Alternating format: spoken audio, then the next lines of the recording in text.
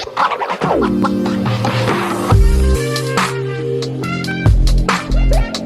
there, welcome back to my channel. My name is Brittney Bundles, and today's video is going to go over the 5 steps when processing an online order.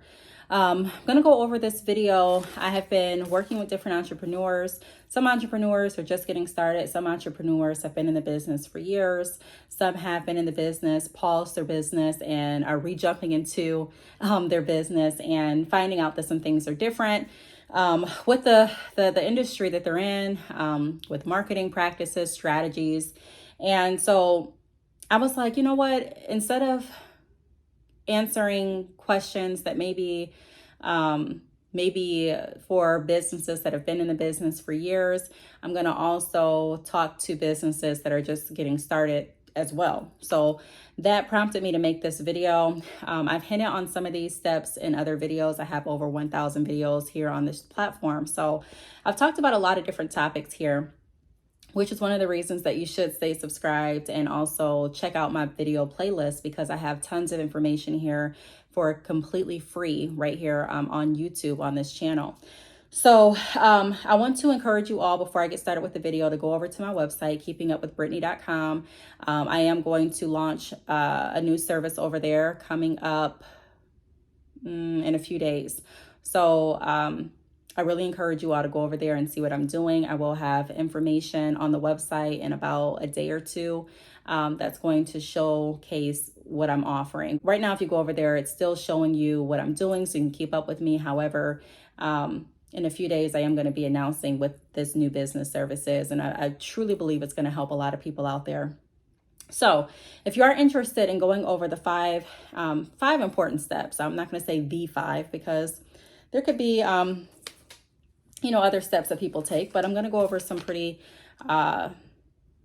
relevant and I would say very important steps when processing an online order. Be sure to give the video a big thumbs up. Please make sure that you are subscribed, and let's get right into the video. So the first thing that I want to go over is ensure the order is legitimate. I don't care what platform you're using for your e-commerce store. I've made tons of videos on this channel going over why I use Shopify, the benefits of Shopify, and things like that. However, whether you're using Shopify or not, it's very important to ensure that the order that you're processing is legit. When I processed my first order, it was through GoDaddy. That's the first e-commerce platform that I used. It's actually the e-commerce platform that I use for my secondary website, the Keeping Up with Brittney website. Nothing wrong with it. However, I found more benefits for what I was looking for with Shopify. Can that change? Yes. But has it? No, not at this point. Like, for what I'm doing with my hair website, Shopify works best for me. So back to what I was saying, I got my first order through GoDaddy. Now, I started processing orders through GoDaddy. I got an order one day and I did not know that it wasn't legit, but the name or the address did not match. Like, I think the name on the credit card, because I was accepting credit cards at that point, I don't know, it didn't match the order name. And then the address from the card didn't match the address that it was being shipped to. It was some things that were off like that. I can't remember detail for detail because it's been like 5+ years ago. But that order was not legitimate. I've shared that story here on this channel too. But that order wasn't legit. And so I processed the order, and what ended up happening was I sent out the hair. I collected the funds before I sent out the hair, but then the person disputed the funds with their bank. The funds came right back out of my account, and I wasn't able to get the hair. So the money left, the hair was gone, and I was just out. So it's important to make sure the orders are legitimate. I'm not the only one with a story like that. Hair businesses for the longest were considered high-risk businesses because of that. Shopify even had them considered as high-risk businesses until I believe a few years ago. It changed, but it's really important to make sure your order is legitimate. If you are wanting to know how you can check to make sure your order is legitimate, leave a comment down below and I'll link some videos that I've created in the comments for you. And then if there's another question that I did not address in that video, I'll be more than happy to make another video for you. But that's the very first step. There should be a process that you have when looking at orders. Sometimes there are clear red flags as to when you should stop and not process an order. Sometimes there are yellow flags where you should get more information and ask additional questions. And sometimes you'll just have all green flags, and everything looks great, doesn't look questionable or suspicious, and everything's good. Once you verify that the order is legit, the second thing that I recommend doing is collecting your funds if they're not pulled already.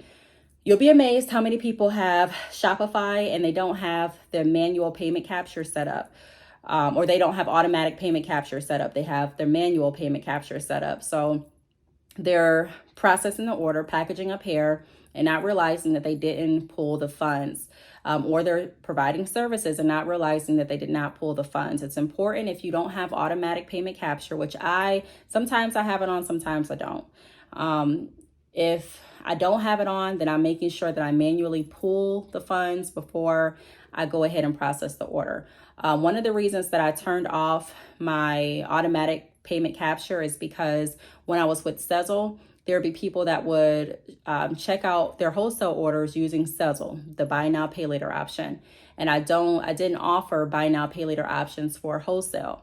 And so, one of the reasons that I didn't do that is because offering the buy now, pay later option, Sezzle took a portion of each order. And so the wholesale orders would be a larger dollar amount, and they would take a larger portion of the wholesale order profit.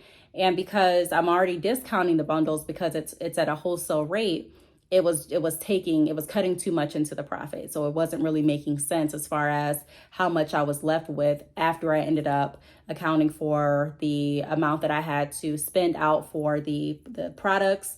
And I also take into account the other business expenses like my website, apps that I'm paying for, any marketing if I'm doing any shipping, things like that. So with a bulk order, shipping is more expensive than traditional orders. So I took the automatic payment capture off because what was happening was when someone would place their wholesale order, automatically the payment would come out of their account, right? And so if I wanted to refund it, Sezzle also, I believe they kept a portion of the order, even if you refunded the order to your customer. So I was losing money because if I, refund the payment back and say, hey, we don't accept Sezzle or buy now, pay later for wholesale orders because it's so heavily discounted already, and send them maybe some information regarding that.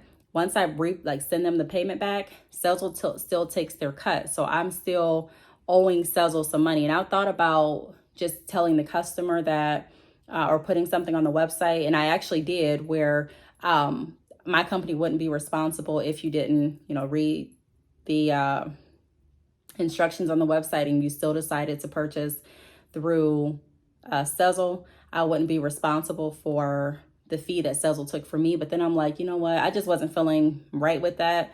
Not saying there was anything wrong with it, but I just was like, you know what? Let me just go ahead and stop automatic captures. That way I can really review each order before anyone even spends any money. So that's one of the reasons why I stopped automatic payment capture. But if you don't have automatic payment capture and you're processing manually, you want to make sure that you're going in and you're actually taking the payment before you send out the products. The last thing you want is for you to send out products and then forget to process the order and then go back and try to process the order and the customer's funds are not there. I have tried to manually capture funds that weren't there. Then I've had to reach out to the customer and explain that I've attempted to manually capture their funds and the funds aren't there. Sometimes the funds would be there in a few days. They will let me know, hey, I get paid in a few days, try it then. Sometimes the funds will never be there. So it's important that you protect your business in that way too.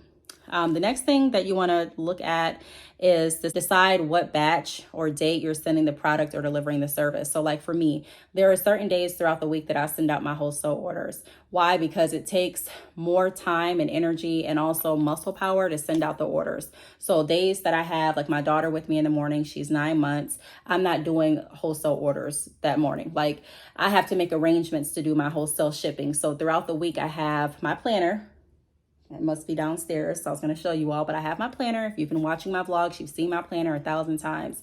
And I have dates that I send out wholesale orders. I have dates that I send out my traditional orders. I have times that I go and send out drop shipping orders. So it's important to decide which orders you're sending out what day. Are you sending out wholesale orders on Tuesdays? Are you sending out standard orders Monday through Friday? Like what is your schedule? Because if you don't have a schedule, what's going to happen sometimes, or what could happen, is you find yourself wrapped up, you find yourself spread thin, you find yourself forgetting to do some other things that you may have to do. And it's just not organized. There was a point when I started my business that I was literally at the post office multiple times a day, every day. And it's like the post office people started to know me by name. And at first I was super happy and geeked. And I'm like, yay, you know, this is what I wanted. And then I started to be really drained. And I'm like, wow, every day I don't want to be at the post office all day or multiple times a day.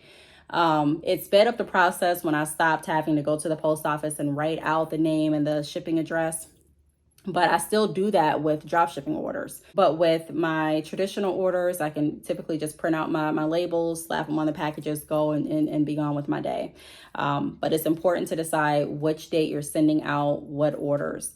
And then also, if you're not sending out products, what day are you delivering your services? So like for my consultations, I'm very upfront and I set the right expectation, letting people know if you book a consultation, it's going to take up to 3 business days for me to complete that consultation with you, to give you the advice and the recommendations and the tailored action steps that you're looking for your business. If you join mentoring with me, I set the right expectations of how long that takes. So you want to make sure that you're understanding and you know, after you make sure the order is legitimate, you take the payment, what day are you going to send this out, and make sure it correlates to what the expectations you have on your website. So if you have the expectation that your packages are going to be delivered in 3 days, you need to make sure that you're making your plan around the expectations that you already have set on your website.